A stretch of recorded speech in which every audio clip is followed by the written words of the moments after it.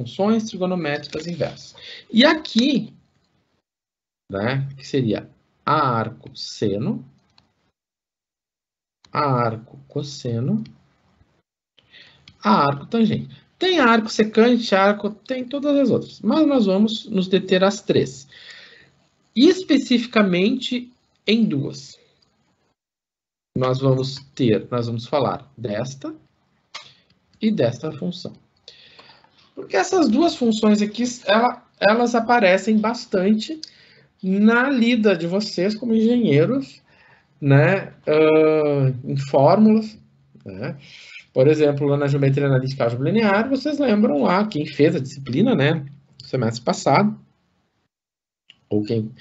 quem vai fazer, vai ver ainda, né, a função arco cosseno era uma função que aparecia bastante lá, né? Outra função que aparecia bastante lá na geometria analítica álgebra linear era a arco tangente. E o que essas funções arco cosseno e arco tangente faziam era determinar ângulos. Então, toda vez que se desejava determinar um ângulo, se queria determinar um ângulo de alguma coisa, se recorria, né, a essas funções, né, a arco cosseno e a arco tangente. E é para isso que elas existem, né, para determinar ângulos. Né? Arco cosseno e arco tangente estão aí para determinar ângulos. Na calculadora, elas aparecem, né, quando nós usamos a tecla Shift. Né? Já vamos falar dela. Por exemplo, aqui, ele pede para determinar, ou seja, elas determinam ângulos. Vamos determinar o ângulo beta e o ângulo alfa. Como é que eu vou determinar esses ângulos?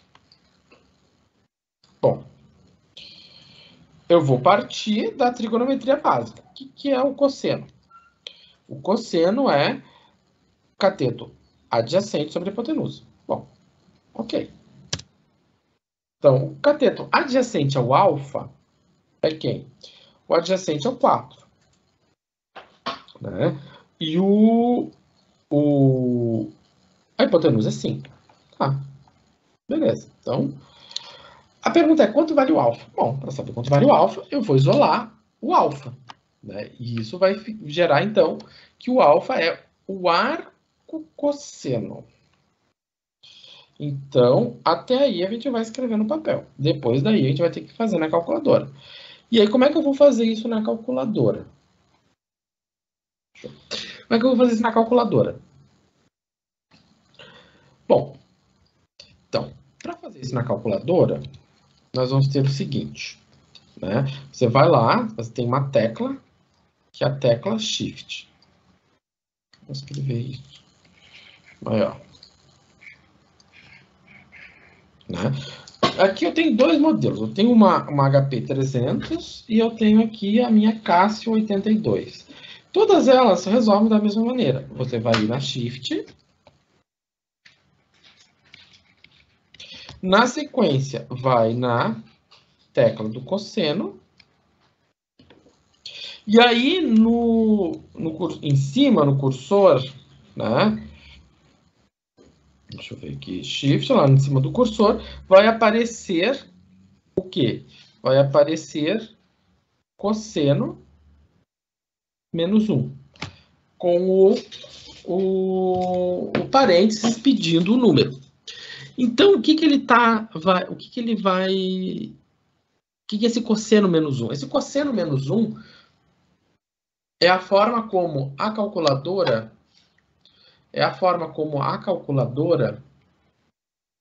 entende ou denota no visor a função arco cosseno. Então, se você digitar, essa é a minha calculadora aqui, eu digitar 4 que divide 5 e fecha o parênteses, isso dá 0,64. Ah, professor, mas deu 0,64. E ali você está botando 37. Sim. Porque a minha calculadora, essa aqui, está marcando um Rzinho lá em cima. Então, esse 0,64 corresponde ao valor do ângulo em radianos.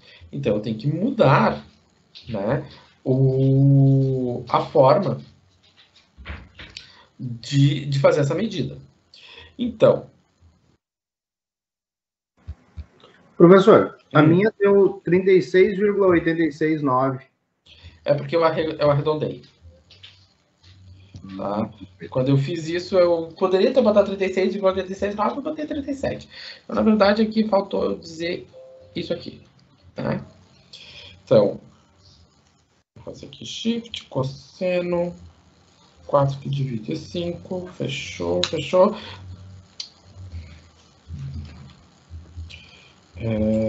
3, tá. 36,86,9, né? Eu poderia...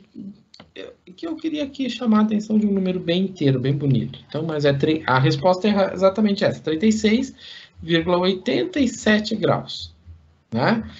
Você pode botar assim, aqui já é arredondado, né? Lá o pessoal do cálculo numérico adora, né? Já é arredondado aqui, eu arredondei mais ainda. Ok. Tá?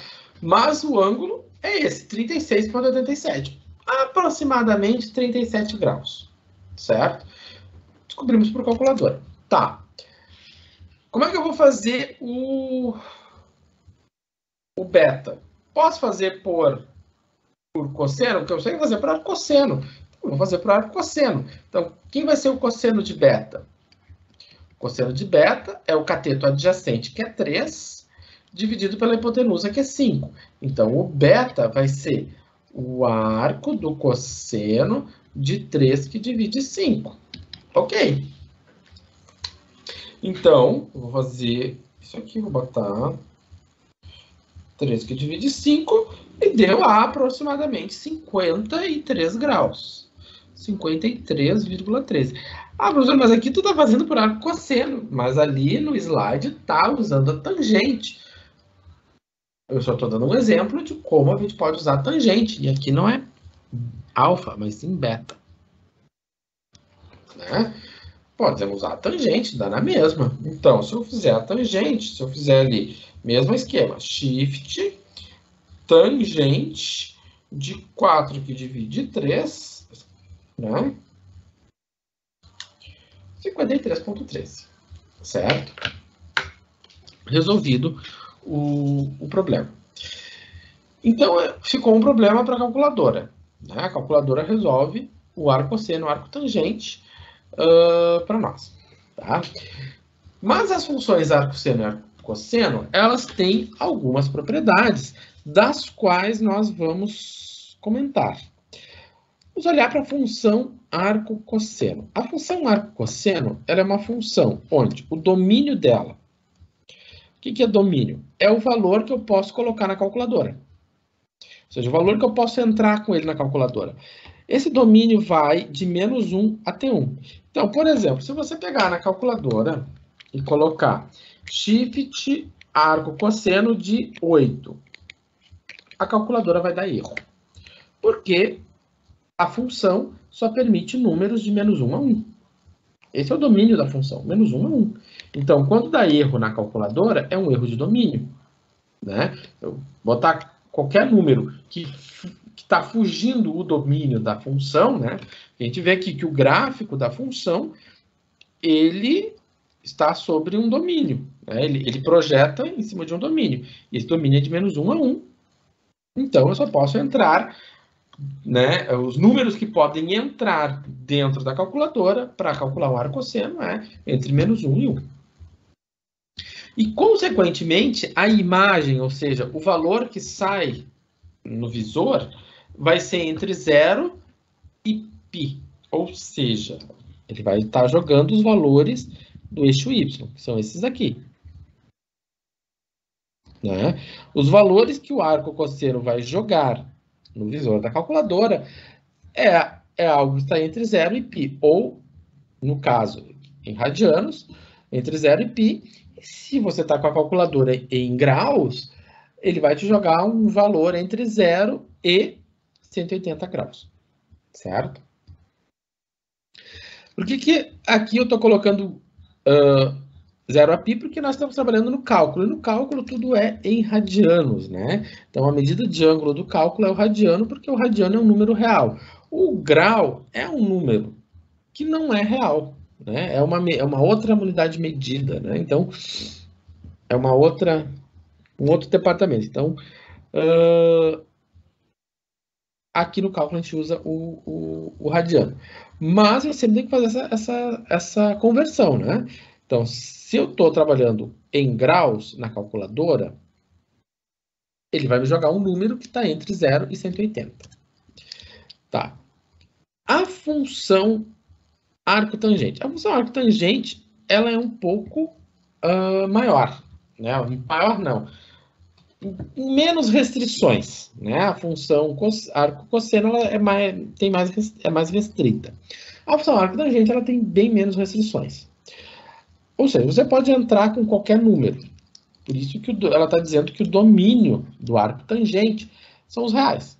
Então você pode pegar qualquer número. Você pode entrar com qualquer coisa e ele vai te responder.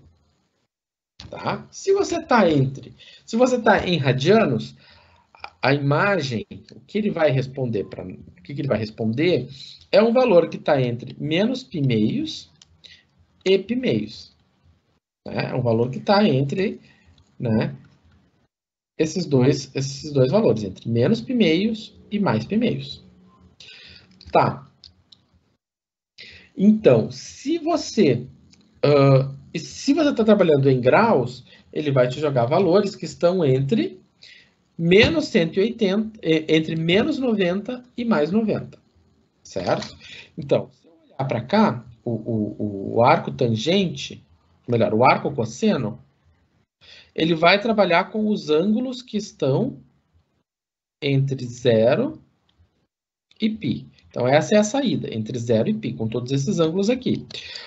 O arco tangente, ele só trabalha com os ângulos que estão entre menos 90, ou seja, menos π sobre 2, e mais π sobre 2. Tá? Essas são as saídas. Então, se você for colocar qualquer número na calculadora, ele vai te jogar valores entre menos π sobre 2 e mais π sobre 2. E isso indica que a função arco-tangente tem duas assíntotas. Isso é um assuntinho lá do cálculo 1, né? A assíntota é quando eu faço o limite indo para mais infinito ou menos infinito. Se ele vai para mais infinito, o limite vai ser π meios. Se eu faço o limite para menos infinito, vai ser menos π meios. E isso a gente faz, esse limite a gente faz olhando para o gráfico, né? Então, se eu estender isso aqui, essa curva, em nenhum momento vai ultrapassar o pontilhado. Nunca vai ultrapassar o pontilhado. E esse nunca a gente diz com toda a propriedade. Nunca vai passar o pontilhado.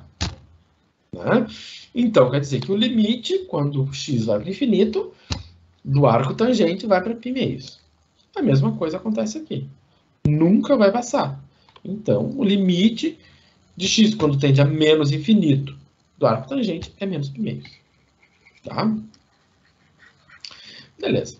Trigonométricas inversas. E quais são as funções trigonométricas inversas que nós vamos falar? Arco tangente e arco cosseno. Então, a função arco cosseno, né, no videozinho, ela foi definida como arco cosseno de menos 1 a 1, que é o domínio.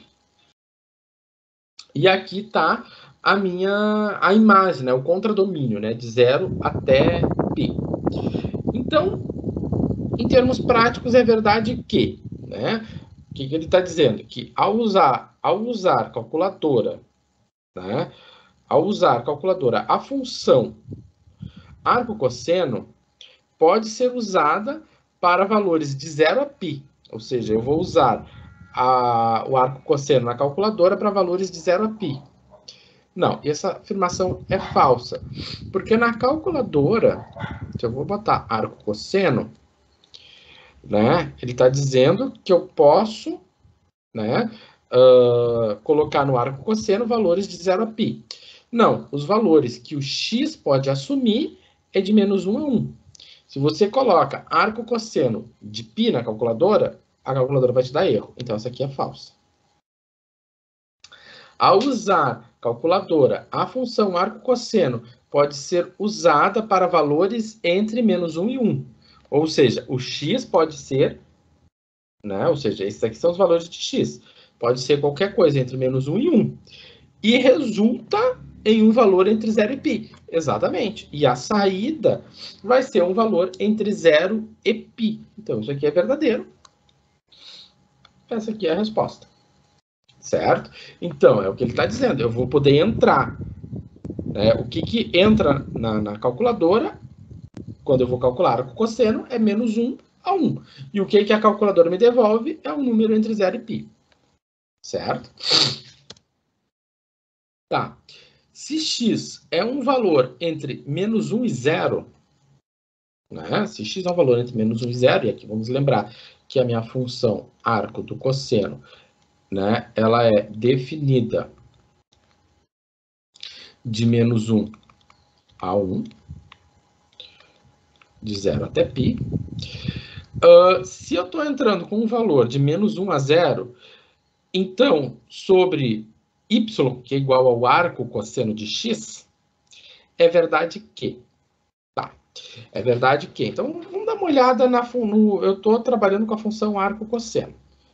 Então, é importante dar uma olhada no gráfico. O que a função arco cosseno me indica? Vamos botar uma outra cor.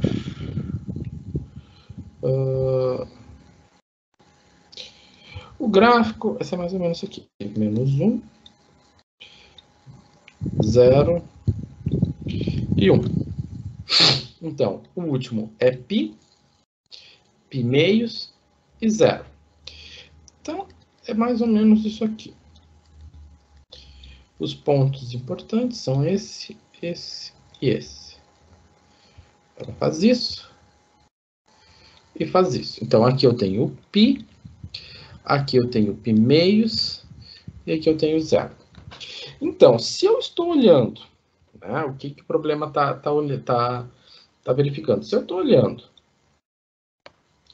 para valores de x entre 0 e menos 1, ou seja, eu estou entre menos 1 e 0, ou seja, entre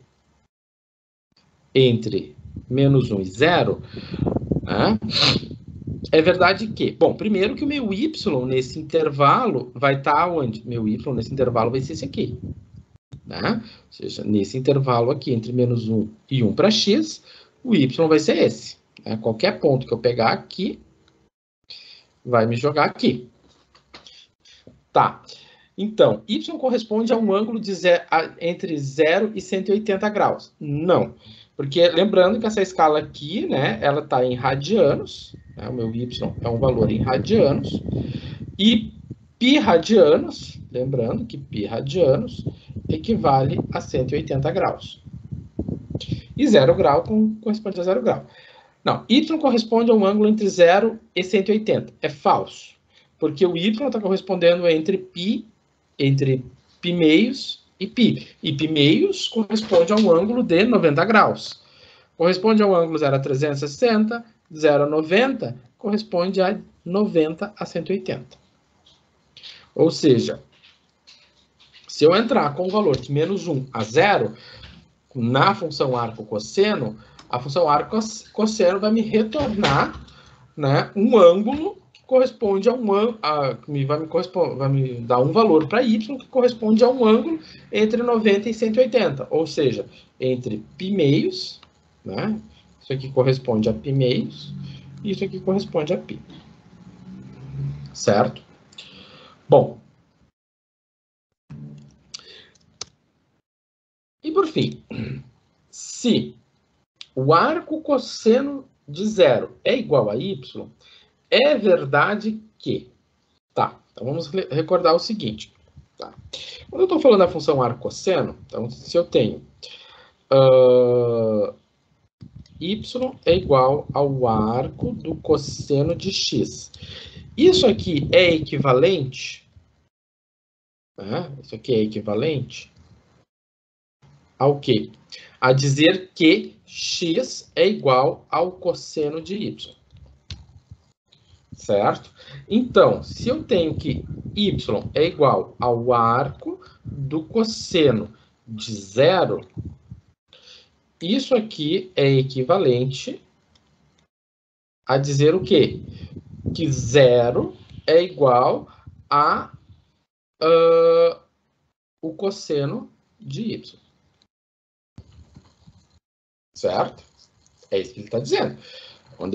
Quando eu leio, quando eu olho para essa expressão, eu tenho que reescrever ela dessa maneira, né? Eu posso reescrever ela dessa maneira.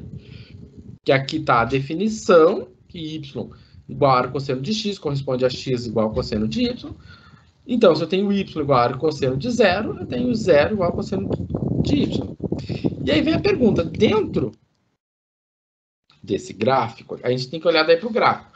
Olhando daí para o gráfico, né, a pergunta que essa equação ali faz, qual é o cosseno, melhor, qual é o valor do y cujo cosseno é zero? Né? Essa é a pergunta que ele está fazendo. Então, vamos fazer aqui.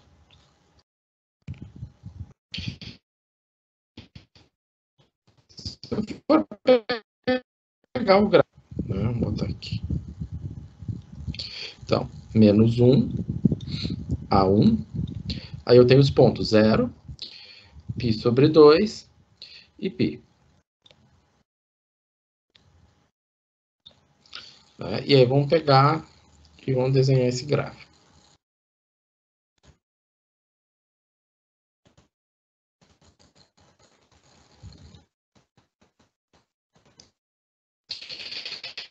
Então, aqui está o gráfico do arco cosseno. Então, se eu olhar para esse ponto aqui, nesse ponto aqui, né? Esse ponto aqui é o ponto onde eu tenho x.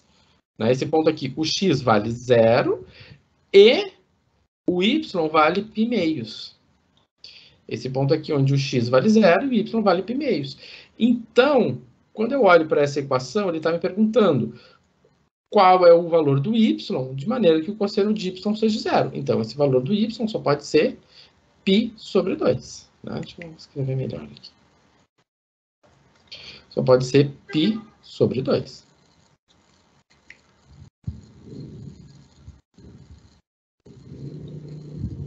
Então, o y só pode ser π meios.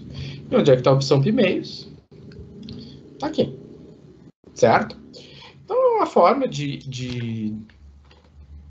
né?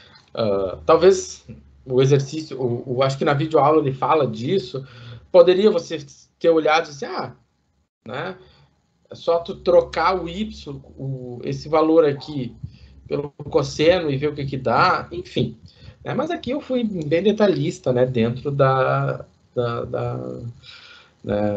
teoria que envolve a função arco-cosseno, né? Porque toda aquela história de domínio e imagem, aquilo é bem importante, né? Porque o domínio é aquilo que entra na calculadora. Imagem é aquilo que a calculadora me joga. Então, já falamos de semana passada, já vimos falar de semana passada, e aí terminamos aqui semana passada. Então, a partir de agora sim, aí começa a nossa aula, né? Que a função arco-cosseno e a função arco-tangente, elas possuem derivadas. Ou seja, eu consigo derivar a função arco-cosseno e consigo derivar a função arco-tangente. Né? Então, tá. Inclusive, hoje eu estava com uma... Né, um pouquinho antes de começar a aula, eu estava com uma dúvida em relação a essa relação derivada integral, e eu queria saber de onde é que sai. Aí eu rapidinho deduzi essa expressão aqui, né? Que tem que usar um artifício que talvez a gente não trabalhe aqui no cálculo 1, que é a derivada da função inversa. Mas enfim. Tá. Então aqui está a fórmula da derivada do arco cosseno e a fórmula da derivada do arco tangente. Se eu for fazer a leitura contrária, eu vou ter a integral. Se eu for fazer a leitura contrária, né, nesse sentido, eu vou ter a integral. Então, a integral é sempre quando eu leio no sentido contrário. Tá. Então, vamos ver o seguinte. Vamos resolver essa integral aqui. Então, a primeira coisa, vamos supor que isso aqui não deveria ter aparecido agora, estava em branco aqui, tudo bem? Temos que resolver essa integral. onde nós vamos ir? Vamos ir para a tabela de integrais. Tá, quando eu vou lá na tabela de integrais, eu vou olhar a tabela de cima a baixo. Aí eu vou olhar lá, o que pode mais me ajudar nessa tabela? Será que eu posso fazer uma integral por substituição? Será que é?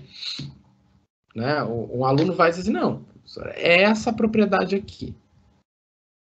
Tá, ok, então vamos testar essa propriedade. Então vai ser u igual a x ao quadrado mais 9.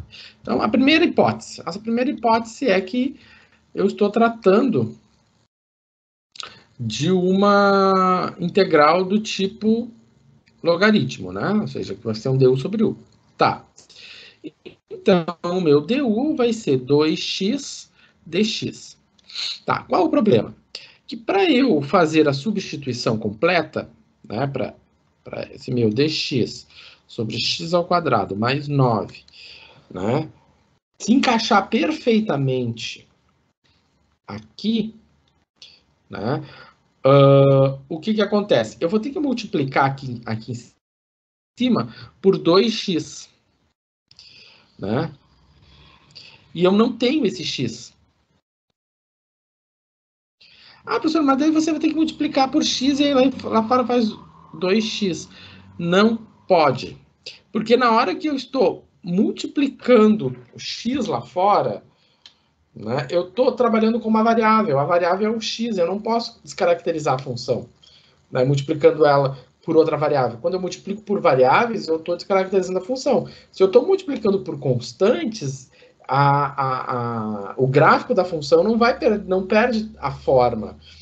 Né? Quando eu multiplico por variáveis, eu estou criando outra coisa. Então, eu não posso multiplicar por função, ou seja, falha. Ou seja, ocorre uma falha na substituição. Então, na falha da substituição, nós temos que achar uma outra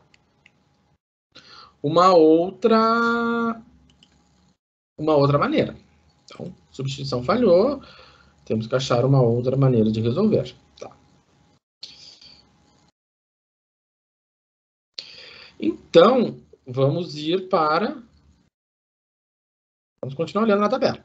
A5, A6, A7, 8, 9, 10, nada se encaixa, até olhar para 13. Bom, a 13, né? A 13, quem sabe?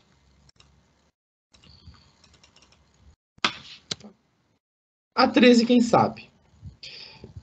Né? Vamos olhar para 13. Se a 13, né? Aí então apareceria. Vamos pegar a 13. Aqui é a 13. Tá. Peguei a 13. Aí eu vou olhar o seguinte, tá, mas tem uma diferença, né? Aqui, mas aqui é a ao quadrado mais 1 ao quadrado. Lembrando que se eu tenho 3 mais 5 é igual a 5 mais 3. Então, se eu olhar para o 9 e olhar para o a ao quadrado, o 9 e o a ao quadrado, né? O que eu posso fazer? Eu posso verificar que o a ao quadrado, né, é igual ao 9. Tá, o que mais que eu posso verificar? Posso verificar que o a é igual ao 3. Por quê? Porque se a ao quadrado é 9, o a vale 3. Conclusão. Outra situação que eu posso ver. Então quer dizer que o u ao quadrado é igual a x ao quadrado. Sim, porque se o a ao quadrado é igual a 9, então o x ao quadrado é igual ao u ao quadrado. Então, o u é o x, porque se eu tenho a raiz quadrada do u, eu tenho o u ao quadrado, a raiz quadrada de u ao quadrado é u, e a raiz quadrada de x ao quadrado é x. Então, a derivada do u, né, vai ser dx, né? Ok. Então, o que acontece? Eu posso, né? Então, eu já tenho todos os elementos. Eu tenho o a, eu tenho o u e eu tenho o du. Então, como é que fica? Né? Então, pela propriedade 13, né, que é 1 sobre a arco tangente de u sobre a, eu vou só encaixar as pecinhas, né? Então, no lugar do a vai vir o 3, no lugar do u vai vir o x. E aí está resolvida a integral. Simples, sem mistério. É só identificar quem é cada uma das pecinhas. Certo? Agora, vamos olhar para esta integral aqui. Deixa eu só fazer uma coisa. Fazer uma coisa aqui. Já compartilho com vocês.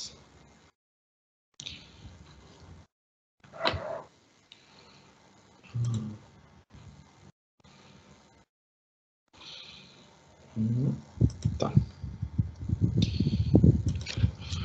Vou compartilhar com vocês. Só vou arrumar aqui para os efeitos ficarem corretos.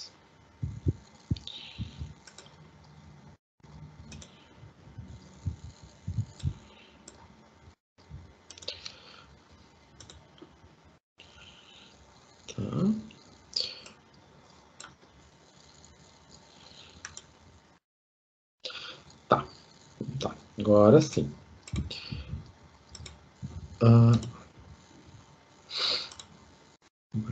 Compartilha.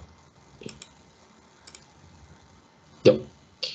Então tá. Então nossa integral que nós estamos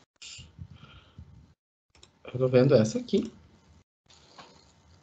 E a primeira coisa que a gente vai fazer é olhar para a tabela. Tá, mas o que a gente vai olhar na tabela?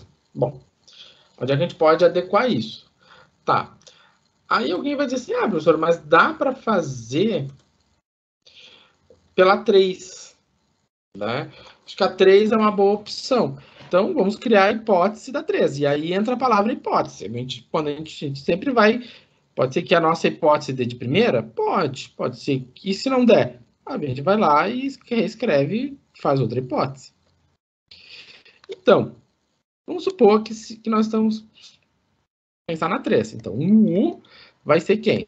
Então, vamos pensar. Du sobre 2 menos x ao quadrado no meio. Ou seja, 2 menos x ao quadrado na menos 1 meio dx. Tá, então U vai ser 2 menos x ao quadrado. Então, quem vai ser o du vai ser menos 2x dx. Tá, qual é o problema? Na hora de eu fazer a minha integral, 2 menos x ao quadrado, menos 1 meio dx igual a integral de u na menos 1 meio du. O problema aqui está no fato de que, novamente, eu não consigo fazer a substituição. Tá? Qual o problema? Se eu multiplicar aqui dentro por menos 2, eu vou ficar com menos 2 dx. E aqui eu tenho menos 2 dx e está faltando esse x. Como eu não posso multiplicar aqui dentro por x, não é possível fazer a substituição.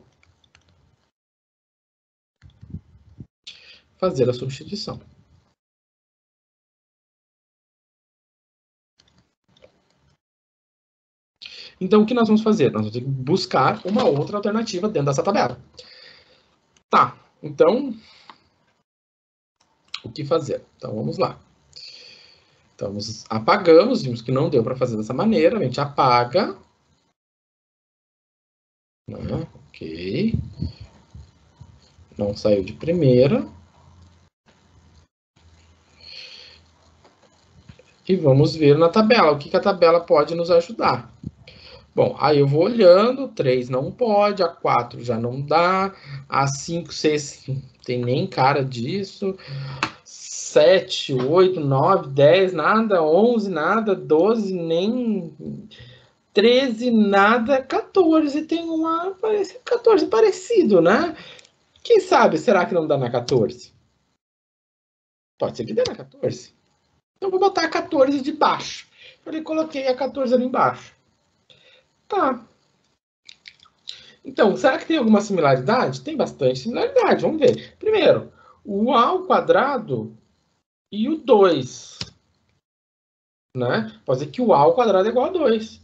Tá, professor, mas a 2 não tem raiz quadrada. Não tem raiz quadrada bonita. Mas ele tem uma raiz quadrada, que é 1,41 e mais um monte de coisa. Né? Então, a é igual a raiz de 2. O que mais que eu posso verificar? Né? Posso verificar que o u ao quadrado corresponde ao x ao quadrado. Né? E o menos. É menos u ao quadrado menos x ao quadrado. Então, u ao quadrado é igual a x ao quadrado. Né? Se u ao quadrado é igual a x ao quadrado, então eu posso dizer que u é igual a x. Ou seja, du igual a dx. E aí, então, a gente tem todas as pecinhas, né? Aí a gente tem todas as pecinhas. A gente tem o a gente tem o u e a gente tem o du.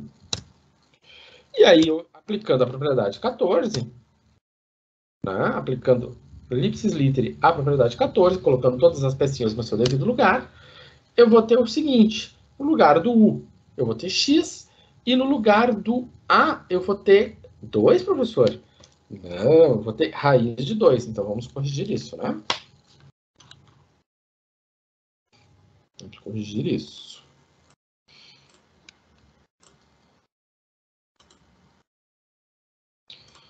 Tá. Então, aqui...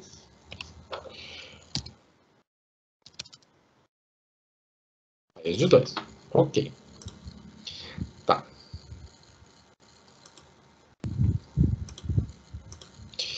Então, tá. Então, todas as pecinhas no lugar do a, raiz de 2, no lugar do u, x, né? Tranquilo.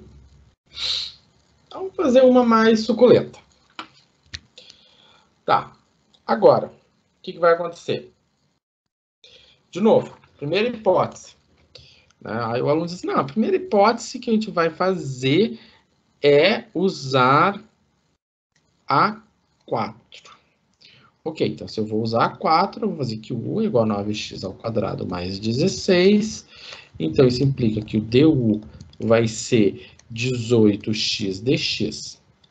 Então, eu vou escrever aqui o du sobre u. Então, o que eu vou precisar fazer? Aqui eu vou ter que multiplicar por 18. 18 dx não compra um du. Mas se eu botar um x, eu não posso, porque um du é 18x dx. Eu não posso multiplicar por x. Ou seja, falha na substituição. Então, se falha na substituição, temos que buscar outra forma de resolver isso. Tá. Bom, olhando para a tabela, a gente vai ter que percorrer ela.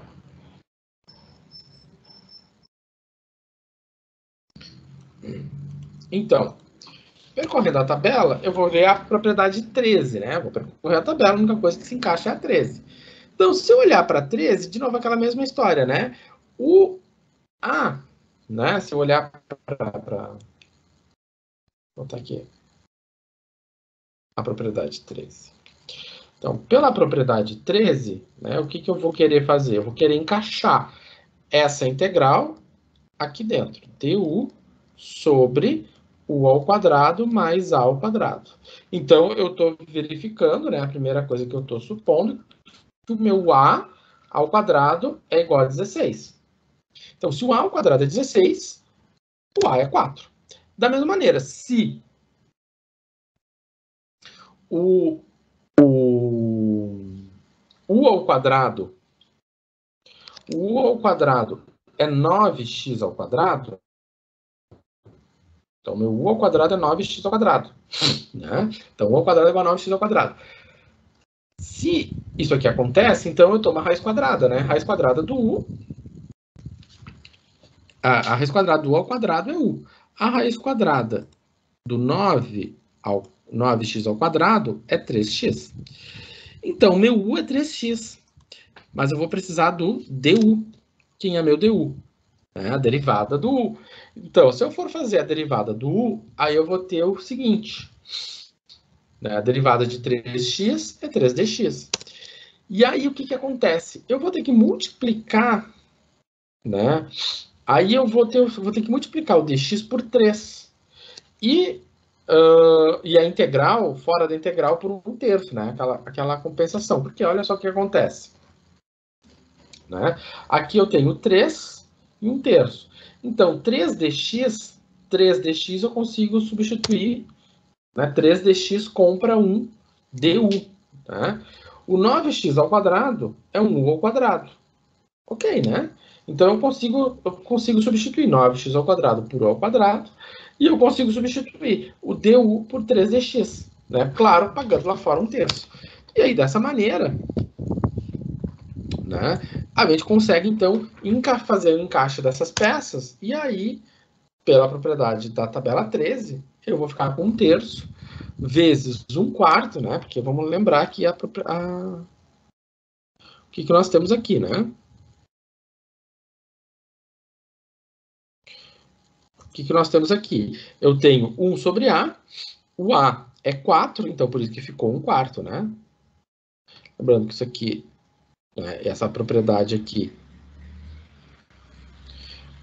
ela é 1 sobre A, esse A é 4, né? Do arco tangente de U sobre A. Tá. Mas o A não é 16. O A é 4, né? Como a gente viu anteriormente. O A é 4. Então, aqui é 4 e aqui é 4. Então, por isso ficou um quarto de 3x sobre 4. E aí, fazendo a conta final, ficou um terço vezes um quarto, ficou 1/12. Certo? Ok. Um exercício, né, simples, né? Só olhando, né? Tem que consultar a tabela, tem que saber encaixar os pedacinhos. Então, olhou para a tabela, tem que encaixar os pedacinhos. Tá, de novo. Outra integral. Suposições. Ah, professor, agora tem um x aqui em cima, e isso pode nos ajudar. Né? Primeira hipótese. Eu vou olhar para o U na P. Né? A primeira linha da tabela. Então, eu vou fazer o seguinte, eu vou reescrever a minha... Eu vou reescrever, eu tenho x, agora eu tenho x. Então, vai ficar a raiz de 49 menos x ao quadrado. Então, 49 menos x ao quadrado elevado a 1/2. E aí vai ficar dessa maneira. Eu sei que teve gente aí pensando em fazer isso aqui. Eu sei que teve gente pensando em fazer isso aqui. E isso aqui é pensamentos suicidas, certo? Então, é aquele tipo de pensamento que a gente tem que deletar imediatamente, porque isso aqui até é imoral ser escrito. Certo?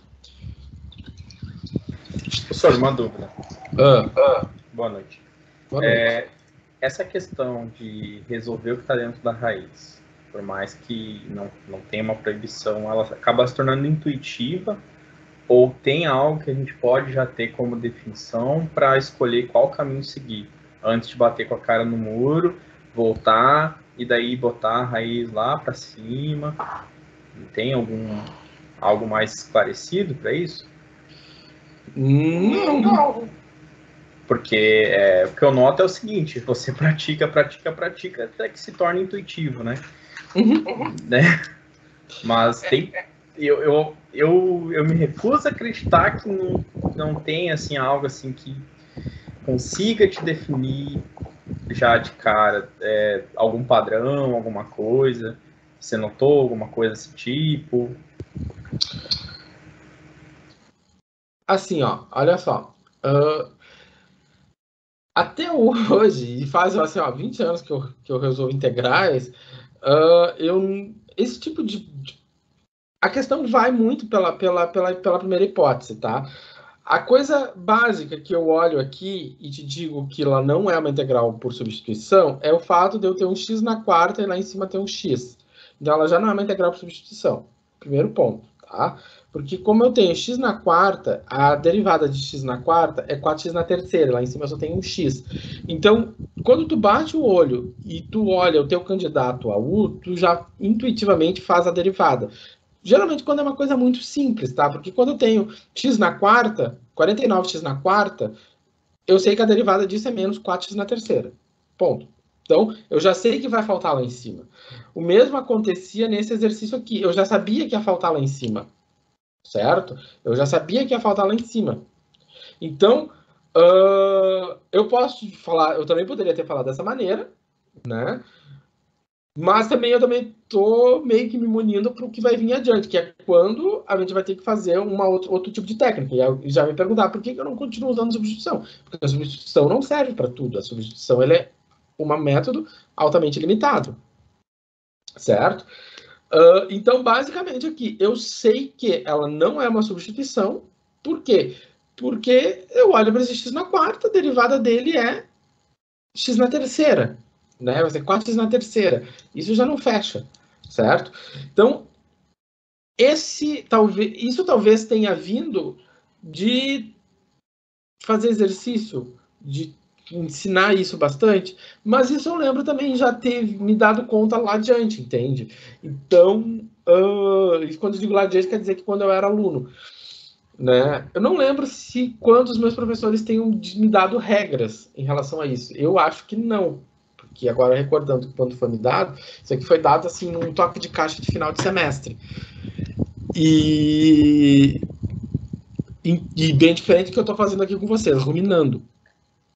Então, acho que a tua pergunta eu te respondo, olha, tu olha para aquele teu candidato a U e tenta fazer derivado o quanto antes, para não bater com a cara no muro. Mas, aquela história, né? Às vezes o muro é o nosso primeiro destino, tá? Isso, em várias coisas que a gente faz, é o método mais certo de todos, é a tentativa e erro, né? Mas dá para fugir dele, né? Aqui olhando para o nosso candidato a U, né? Que no caso continua sendo a nossa primeira hipótese, certo? A nossa primeira hipótese olhou, vai falhar. Só que aqui eu estou indo mais no detalhe. Uma outra situação que eu acho que também vai naquilo que tu tá dizendo é o seguinte, ó. Vou fazer o seguinte. É que tu olhar para a tabela. Se eu tenho, além disso, tudo que eu te falei, eu olho para para integral. E aí eu olho para a tabela, olhei para a integral, olhei para a tabela. Né? E aí é aquela questão, qual é o padrão que eu tenho que ter na mão? Os padrões são a tabela. A tabela é o que já está padronizado, certo? Então, se tu olhar para a tabela, claramente tu só vai ver uma possibilidade, a 14. Né? E aí, a primeira coisa que tu tem que fazer na 14 é refutar a 6, a 3, né? A primeira, né? A primeira que tu tem que refutar. Será que isso aqui dá certo? Porque se essa aqui dá certo, não pode ser essa aqui. E aí, tu olhou para ela e aí viu o seguinte, bom, mas aqui é x na quarta. Derivada de x na quarta, x na terceira. Não pode. Então, refutada. Então, só pode ser essa aqui, certo? Então, às vezes, né, ou seja, tu já vai ter, o padrão é a tabela. Dada a tabela, tu pode ficar em dúvida entre duas integrais, né? Dois padrões que a tabela te apresenta. E aí a gente tem que dar uma testada, né? Mas não precisa ser assim tão, às vezes, minucioso como eu faço, certo? Tudo bem. Tá. Beleza.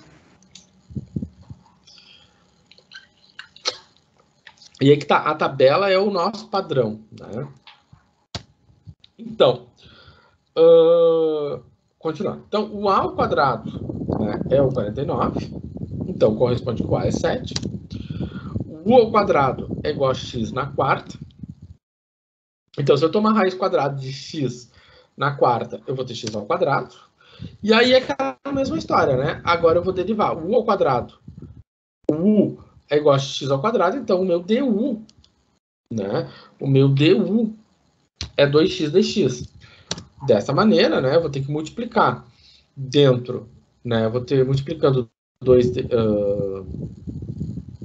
multiplicando por 2, né? Ou melhor, 2dx. Aqui não é 2dx, né? Aqui é 2x, né? 2x por 2. Né? E a integral fora por 1 meio, né? Então nós temos o seguinte, né? Então eu vou multiplicar o 2x, né? Aqui é um x. Deixa eu fazer isso aqui. Aqui é 2x dx. Né, por 2. Então, eu multipliquei aqui dentro por 2. Né? Então, aqui está o 2. E lá fora, 1/2. E aí eu vou ficar com 2x dx. O 2x dx eu posso substituir por 1. Ou melhor, 2x dx eu posso substituir por du.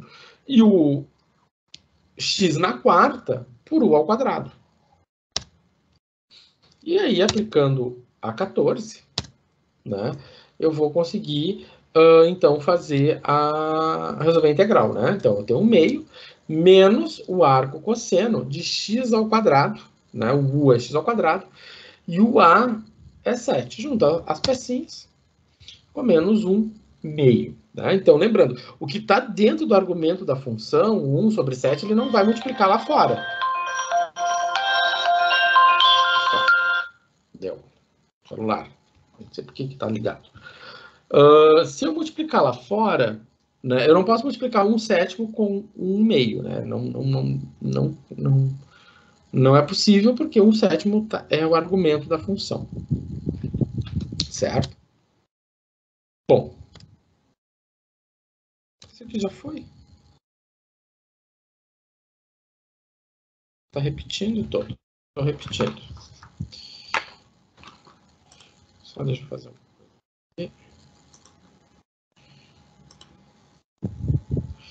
Assim. Isso aqui é um slide repetido. Tá. Vamos para outro problema. Antes de mais nada, vamos compartilhar.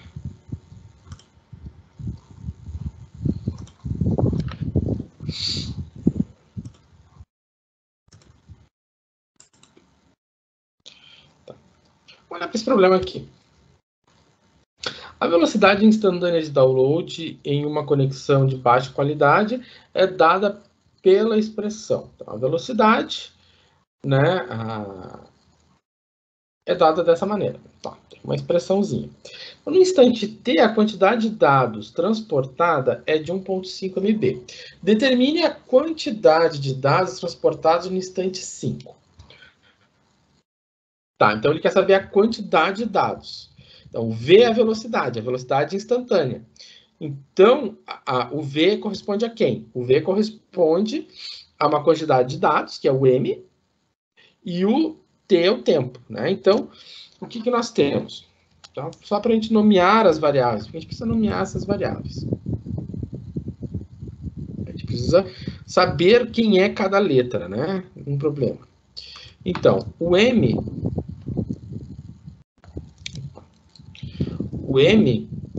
né, eu vou chamar de quantidade de dados.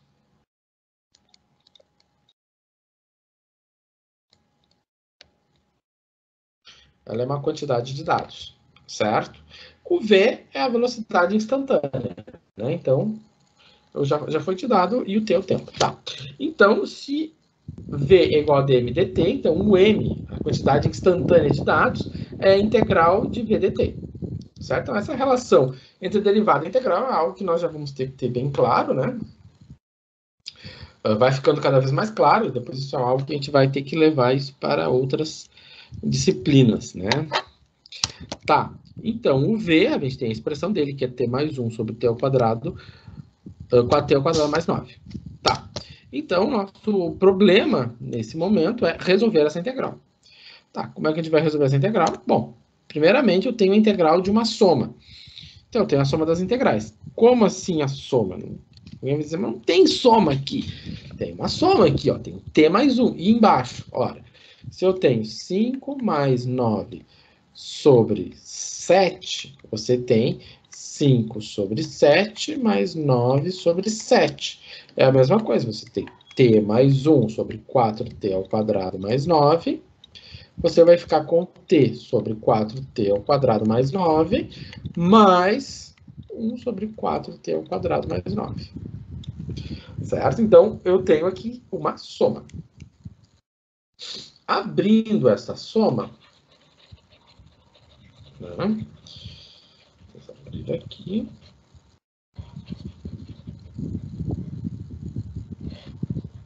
Abrindo essa soma, nós temos, então, uma integral, que é uma parcela, que é t sobre 4t ao quadrado mais 9, e a outra parcela, que é 1 sobre t ao quadrado mais 9. Tá.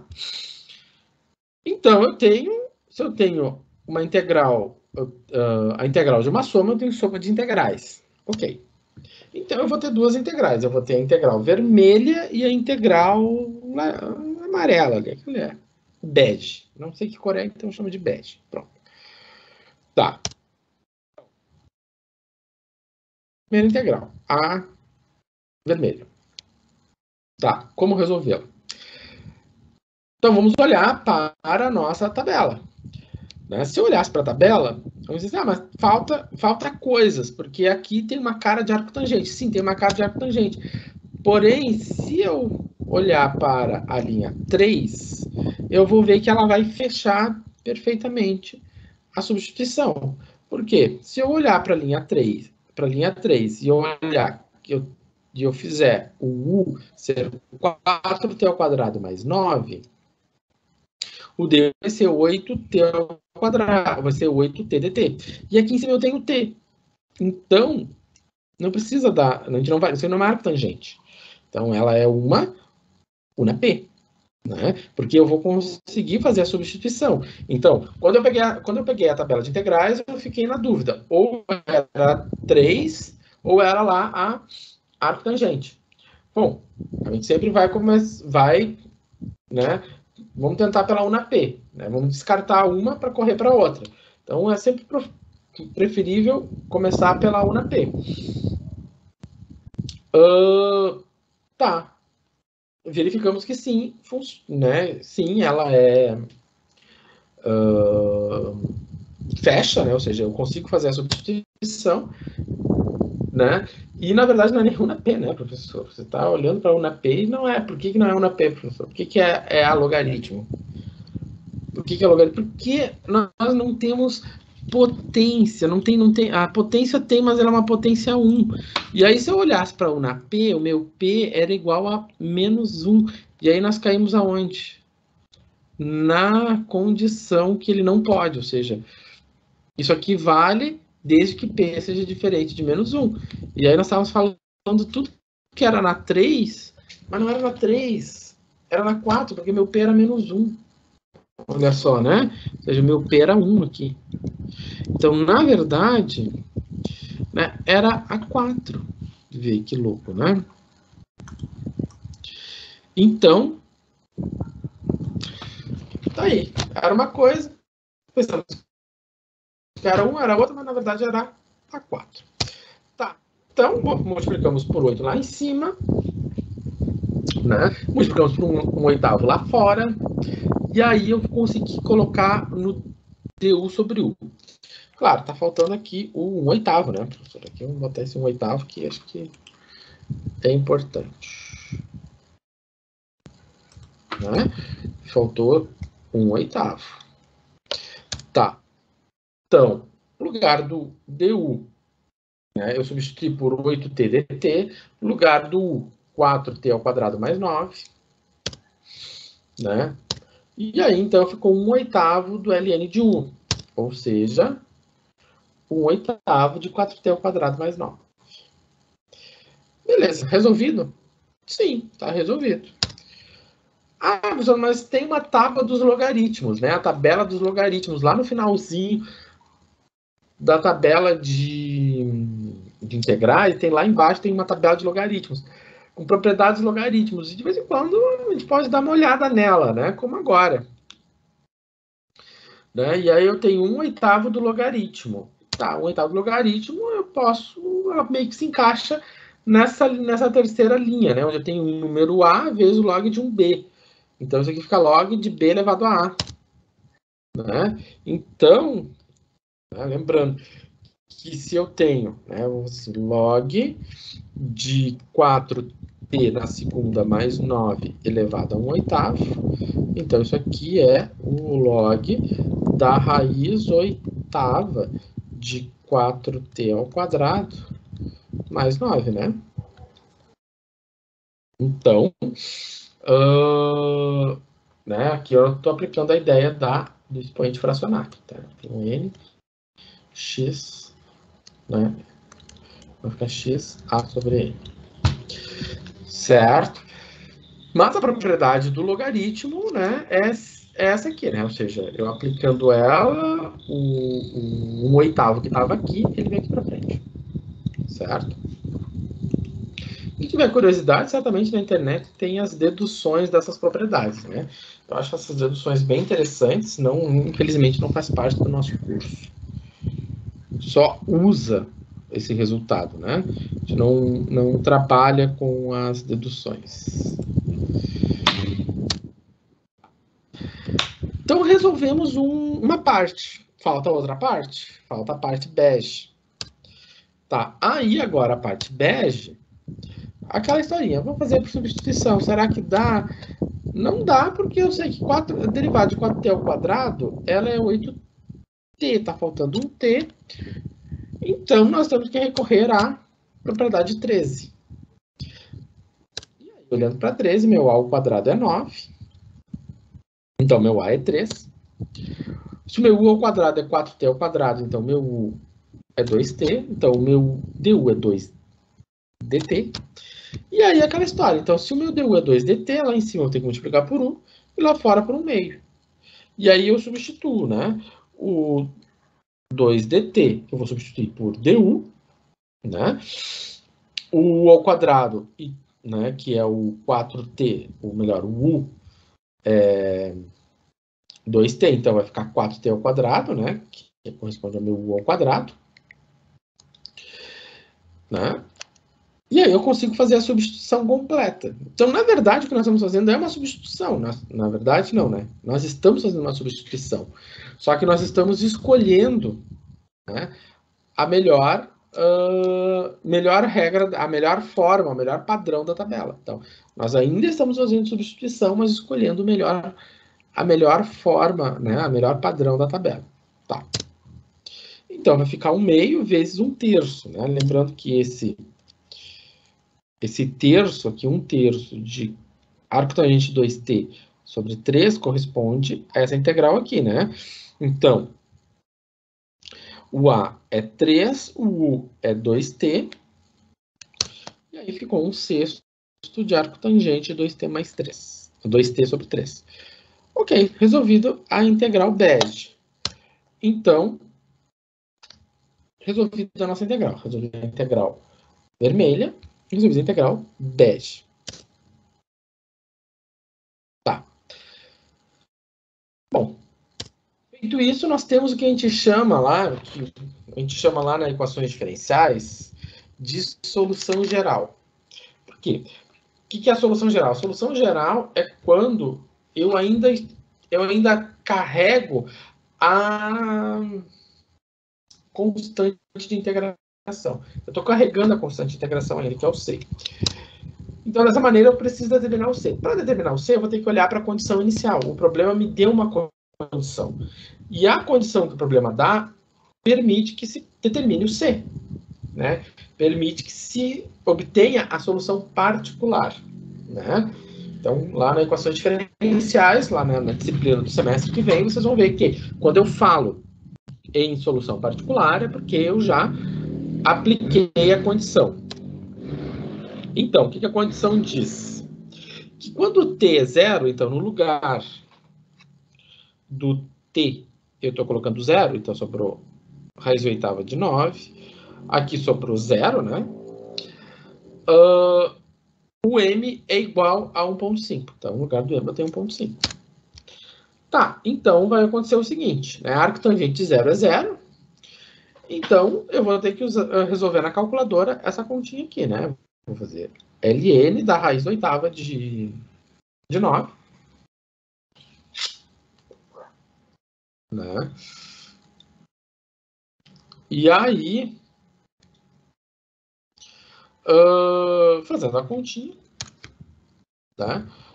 Eu vou descobrir que o C, na verdade, é... Ô, professor. Fale.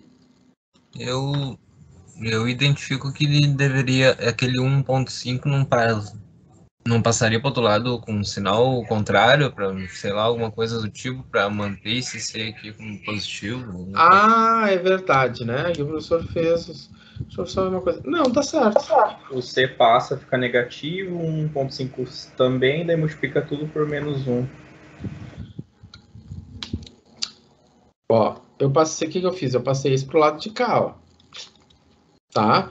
E aí deixei isolado o C, porque isso aqui é 0, esse foi pro outro lado, e aí ficou 1.5 menos esse aqui. Alguém ali atrás estava falando do multiplicar tudo por -1, também é a mesma coisa, certo? Vai ficar menos C. Isso aí também dá certo. Tá? Aqui só a única coisa que eu chamo a atenção é que na hora de fazer na calculadora, a gente tem que usar um parênteses, né? Tá, era isso. Então aqui nós temos o que a gente chama de solução particular. Essa aqui é a solução particular e ali em cima a solução geral. Tá. Aí ele pede para determinar, porque a pergunta do problema, o objetivo do problema, era determinar a quantidade de dados transportada no instante t igual a 5. Então, se eu tenho a minha expressão para a quantidade de dados no instante t igual a 5, ou seja, a quantidade instantânea, ou seja, o MB, é dada por essa expressão, então eu vou colocar 5 no lugar do t ao quadrado, no lugar do t, então vai ficar 25 vezes 4, 2 vezes 5, né? E aí é calculadora, né, gente? Aí não tem o que fazer. É pegar a calculadora e fazer continha, certo? Aí encerramos a primeira parte da aula e eu não vou falar de integrais por partes nesse momento. Vamos tomar uma aguinha, dar uma voltinha, respirar respirar um arzinho, que tá vindo um ventinho agora aqui da minha janela. E voltamos lá por volta de